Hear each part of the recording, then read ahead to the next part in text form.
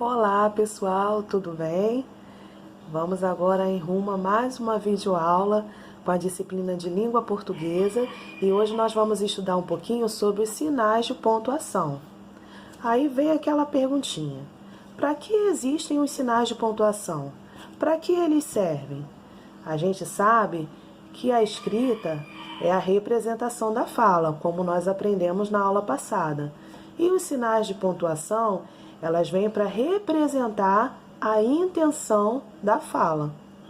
Então, hoje nós vamos aprender o que cada sinal de pontuação representa e como eles devem ser usados. Então, nós vamos começar com o ponto final. Quando eu devo usar o ponto final? No final de frases declarativas e em frases imperativas, como por exemplo, quero que você faça o dever de casa. Também usamos o ponto final em abreviações, como por exemplo, Vossa Excelência. Eu coloco o V maiúsculo, ponto, é X, ponto, que aí vai representar o Vossa e o Excelência. Agora nós vamos falar um pouquinho sobre o ponto de exclamação. Aí você poderia falar, tia, esse é fácil, eu já sei. O ponto de exclamação é usado quando eu estou exclamando. Certo, também.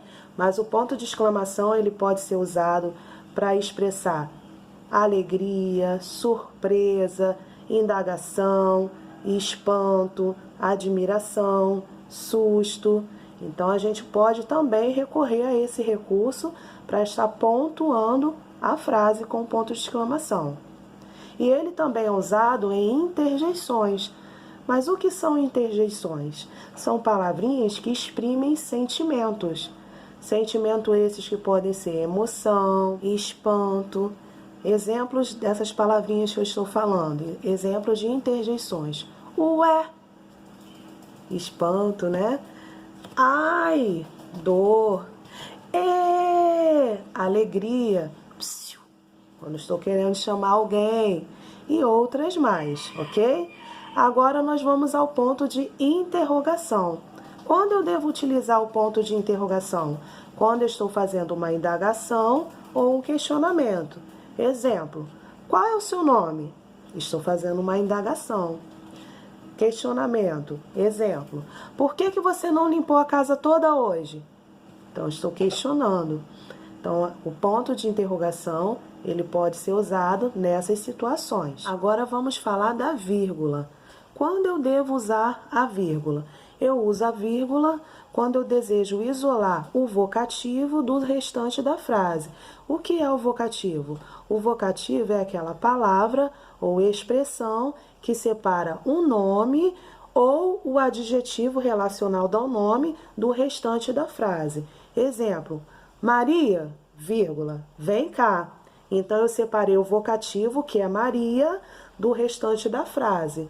Ou também eu posso usar um adjetivo, como por exemplo, menina, vírgula, vem cá.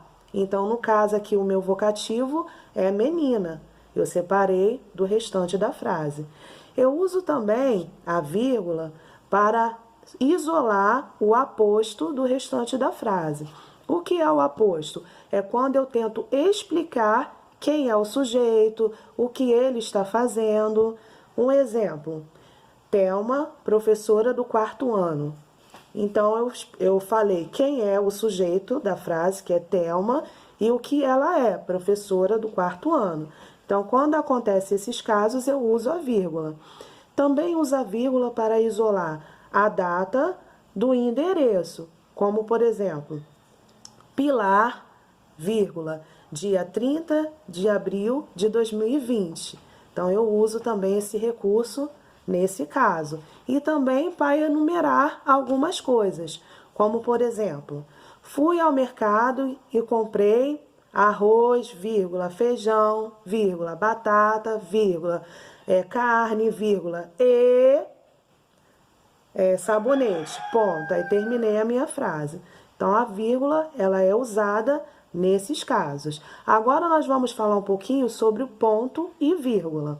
O ponto e vírgula, ele é usado para a gente enumerar determinadas coisas ou situações e também é usado para substituir o ponto e vírgula.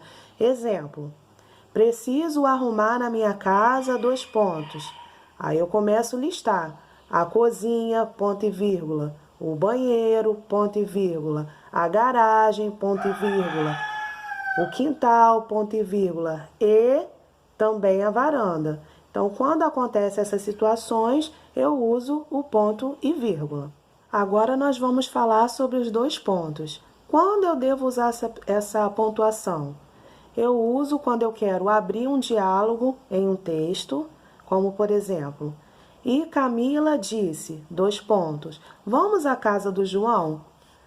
Quando eu quero também explicar alguma coisa, aí eu coloco, observe, 2 pontos. É de suma importância que todos façam as tarefas propostas. Ou também quando eu vou fazer uma citação de alguma coisa.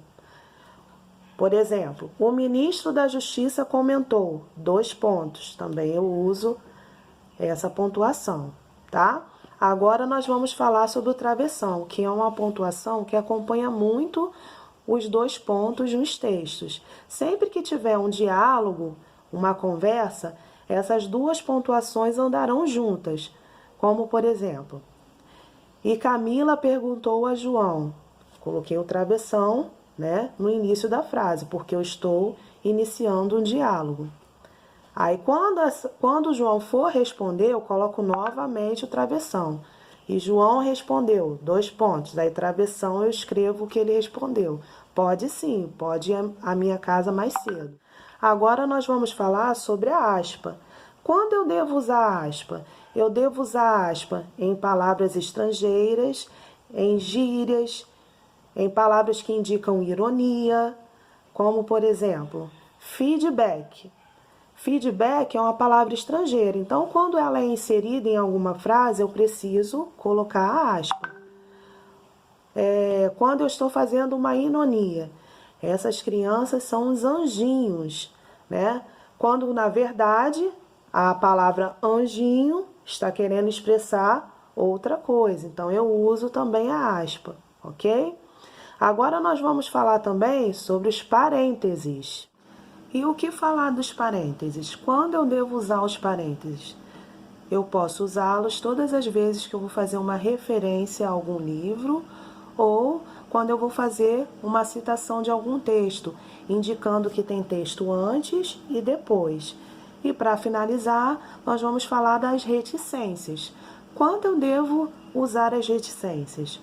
Na interrupção de um pensamento, numa ideia prolongada ou em uma citação também, tá?